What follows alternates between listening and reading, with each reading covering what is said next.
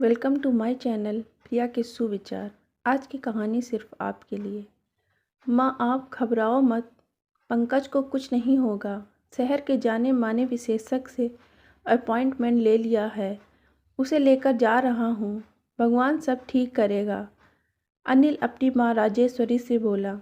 हाँ हाँ, भगवान को सब ठीक करना ही पड़ेगा। वह बेरहम नहीं है। पंकज की माँ कहाँ है, उसे भी साथ लेकर जाना। राजेश्वरी अपने बेटे अनिल से बोली। वो बस तैयार होकर आ ही रही है। अब हॉस्पिटल जाने के लिए भी क्या मेकअप की ज़रूरत है जो इतनी देर लगा रही है। हद है। पता नहीं माँ होकर भी कैसा कलेजा है। आप कम से कम इस समय तो कोई बखेड़ा मत खड़ा करो, दिमाग वैसे ही बहुत परेशान है। शांति से ऑपरेशन तो जाने दो। अनिल गुस्से से बोला। अपने बेटे से डांट खाकर राजेश्वरी चुप हो गई।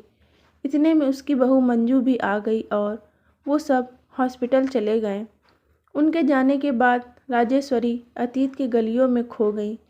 वह सोचने लगी कि शादी के कई साल बाद कैसे व्रत, पूजा और मनौतियाँ मांग कर अनिल उनकी गोद में आया था। अभी वह कुछ खुशी के अच्छे ढंग से नहीं मना पाई थी कि उनके ऊपर वज्रपात हो गया और उनके पति का देहांत हो गया। उनके देहांत के बाद अनिल को पालने में उन्हें पापड़ बेलने पड़े। खैर किसी तरह उसे उनके पैरों पर खड़ा कर दिया। अनिल की अच्छी नौकरी लगते ही उन्होंने वीआरएस ले लिया। अब वह कुछ समय ब्रेक लेना चाहती थी, या यूँ कहो कि अब बेटी की शादी करके बहू पोते पोती संग हंसी खुशी रहना चाहती थी। वो अनिल के लिए लड़की देखने लगी, पर जो भी लड़की वो पसंद करती अनिल उसे रिजेक्ट कर देता था। एक दिन अचानक अनिल मंजू नाम की लड़की से कोर्ट मैरिज करके घर आ गया, जो कि गैर बिरादरी की थी, साथ ही निम्न स्तर की भी थी। वो तो मंजू को बहुत बहू स्वीकारने के लिए तैयार भी नहीं थी। उसके दिल को गहरा सदमा लगा था और उसने हंगामा खड़ा कर दिया था। पर अनिल मंजू को छोड़ने को तैयार नहीं था। रोज़ रोज़ के हंगामे से तंग आकर अनिल ने अपनी माँ से अलग रहने का फैसला कर लिया था। मतलब पत्नी के आगे माँ की कीमत 2 कौड़ी की रह गई थी। लोग अनिल के बारे में तरह तरह की बातें बनाएंगे, ये सोचकर राजेश्वरी ने ही उसे घर से जाने से रोक लिया और हालातों से समझौता कर लिया। अब वो बिल्कुल चुप रहने लगी। वो इन सब के लिए मंजू को ही जिम्मेदार मानती थी और सबसे उससे रंजिश रखने लगी थी। समय गुजर गया और वो दादी भी बन गई। फिर वो उसे जैसे जीने का नया सहारा मिल ही गया था। वह अपने पोते पंकज पर जान लुटाने लगी थी। बस दूध पिलाने को ही मंजू को देती थी, बाकी सारा काम वो उसका खुद ही करती थी। मंजू भी ये सोचकर खुश रहती कि चलो बच्चे के बहाने ही सही सास बहू के संबंध समान हो जाएंगे। पंकज भी अपनी मम्मी से ज़्यादा प्यार दादी को ही करता था। धीरे धीरे पंकज बड़ा होने लगा। इकलौती संतान होने से वह थोड़ा जिद्दी भी था। मंजू अगर उसकी कोई अनचित जिद पूरी करने को मना कर देती तो राजेश्वरी झट से उसे पूरा कर देती थी। मंजू अगर पंकज को पढ़ाई पर ध्यान न देने के लिए डांट देती तो राजेश्वरी मंजू की बखिया खड़ी कर देती। एक दिन तो मंजू ने पंकज को उसके पर्स से पैसे चुराते रंगे हाथ पकड़ लिया था, तो वो उसको मारने लगी, पर राजेश्वरी ने तो पंकज को ये कहकर बचा लिया कि अपनी माँ के पर्स से पैसे लेना कब से चोरी हो गया। मतलब वह मंजू को हरदम गलत दिखाने की और पंकज को सही दिखाने की ही चेष्टा करती थी। दादी की सह पाकर पंकज की हिम्मत बढ़ती जा रही थी। मंजू दबी जुबान में अनिल से राजेश्वरी जी की शिकायत करती और अनिल राजेश्वरी जी को डांटते तो पंकज उग्र हो जाता था।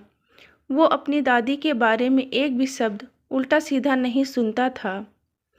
अनिल ने फिर राजेश्वरी जी को कुछ कहना ही छोड़ दिया था। पंकज निरंकुश होता जा रहा था। पढ़ाई में तो उसका ध्यान ही नहीं रहता था। बस बुरी संगत और गलत शौक जरूर पाल लिए थे। ड्रग्स और शराब की लत की वजह से ही आज उसकी ऐसी हालत दयनीय हो गई थी और उसे जगह जगह डॉक्टर को दिखाना पड़ रहा था। डोरबेल की आवाज़ सुनकर उसका ध्यान भंग हुआ। उसने दरवाज़ा खोला तो बदहवास सा अनिल खर्च में दाखिल हुआ। उसके चेहरे पर हवाइयाँ उड़ रही थीं। अनिल को देखकर राजेश्वरी को घबराहट होने लगी। वो अनिल से बोली, डॉक्टर ने सारी रिपोर्ट देखकर क्या कहा? ठीक तो हो जाएगा ना पंकज? पंकज का लीवर पूरी तरह डैमेज हो चुका है, अब उसका भगवान ही मालिक है। ऐसा कहकर अनिल जरूरी कागज़ लेकर तुरंत ही अस्पताल चला गया। राजेश्वरी की हालत एक हारे हुए जुआरी जैसी हो गई थी। वो सोचने लगी कि मंजू ने उसका बेटा उससे छीना था। इसी बात का बदला लेने के लिए उसने पंकज के मन में मंजू के प्रति कभी प्यार उमड़ने ही नहीं दिया और सदा ही मंजू के खिलाफ रखा। पंकज की हर गलत बात पर भी उसे पक्षपात किया।